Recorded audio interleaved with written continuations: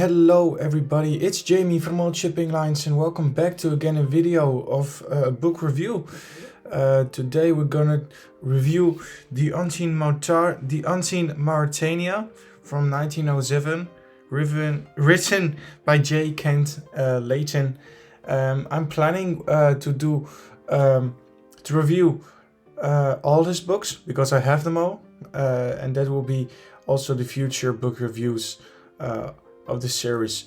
But to begin with, then we're gonna start with the Mauretania. So I hope you are excited as I am. So yeah, let's begin. So in all, the book has 147 pages. The main chapters are Building the Impossible, Mauretania the Magnificent, in His Majesty's Service, The Jazz Age, Changing the Sun, and All Good Things. So with all these chapters, I'm gonna talk a little bit of the context of them, and then we're gonna move on from chapter to chapter. So the video is not as short as the other ones. So yeah.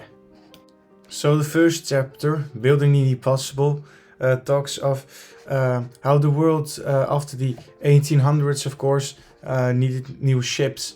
Of course, the Cunard was one of the first ship companies to build the superliners, and the Germans, of course. But Mauretania was, of course, the second one of the Cunard trio. The first one, of course, being the Lusitania, and the last one being Aquitania. So it talks, like I said, a little bit about the pre-days of these three giant liners. And then later on, it goes a little bit into her building, her design, her interiors, how those things went. These pictures that are shown in the book are, of course, unseen, so rare pictures. So I won't be able to put them on the screen for you, but I will have some other pictures for you. So the first chapter mainly talks about her building. When you buy the book, you will find also some amazing pictures of the fitting out of the Mauretania that are not on the internet, or at least not that I have seen. So you'll get some of those beautiful pictures. And later in the first chapter, it talks also about all the interiors of the first class and second class and third class. And if I believe, yeah, also a little bit of the crew interiors and how it looked. So that's the first thing of a chapter. And then we move on to chapter number 2, Mauretania the Magnificent. This chapter talks a little bit then of her maiden voyage, her career as a passenger liner. You, of course, will hear the read the first, of course, her first voyages and how it went and how the passengers enjoyed themselves on a liner as this. We got to remember, of course, also that the Cunard was one of the first companies who had 4 stacked liners. So imagine if you go from a ship from, let's say, the White Star Line Majestic, and then you move on to the Mauretania. How visually pleasing would that have been? I mean, of course, Majestic was beautiful, but if you have an even bigger line and with 4 smokestacks, I was looking for the word, it must have been incredible. And then further in the book, you will see some amazing postcards of the Mauretania and the Cunard line at that time. Of course, for advertising, and some, of course, of artwork. So, also in this chapter, you also have a little bit artwork of her troop career as a troop ship, but you will see that later on as we go through this video.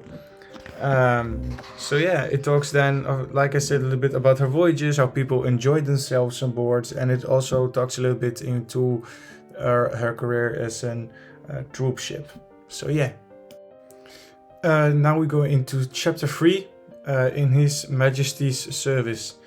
This chapter talks about how she went from a hospital ship or conversion into a hospital ship How it was, of course, to see all those lavish, amazing interiors of an ocean liner being stripped, and that it was being refurnished into military quarters. Of course, later the Mauretania was converted into a troop ship. And then, of course, in the book you have some pictures and you read a little bit about her life and what she did, as she was both hospital ship and troop ship. I hope you understand what I mean. But yeah, that's the part of her in war. And now we move on to chapter 4, the Jazz Age. And this is my personal favorite of this book, this chapter, because I'm a big fan of jazz and the things in those times, and also the amazing pictures of the Mauretania in that time. Of course, this is after the war, so post-war. This talks, of course, how the liner was again converted into a passenger liner, the changes that would have been made during her reconversion into an ocean liner. Of course, her voyages again, the people, of course, or the famous people who went on board the amazing ship. I actually have a personal thing. I actually know from stories of my parents and other things that I knew somebody who was on board the Mauretania in this time of the war, so that's a little bit personal also for me. But like I said, it talks mostly about how after the war, how it went for her life. So what else can I say? Then you can again have some amazing rare pictures of her interiors that also were changed at the end. Some beautiful pictures of her interiors. So yeah, that's the chapter after the war. And now we move on to the final chapter of the book, and that's of course named Chasing the Sun. This of course talks a little bit as further as we go in time, the work that needed to be done on her to maintain her in her glory was of course not cheap. It was a high price. So at the end, of course, sadly, the end of the Mauretania would come. So this chapter talks a little bit about her final voyage and how it went, and of course the emotions of some people.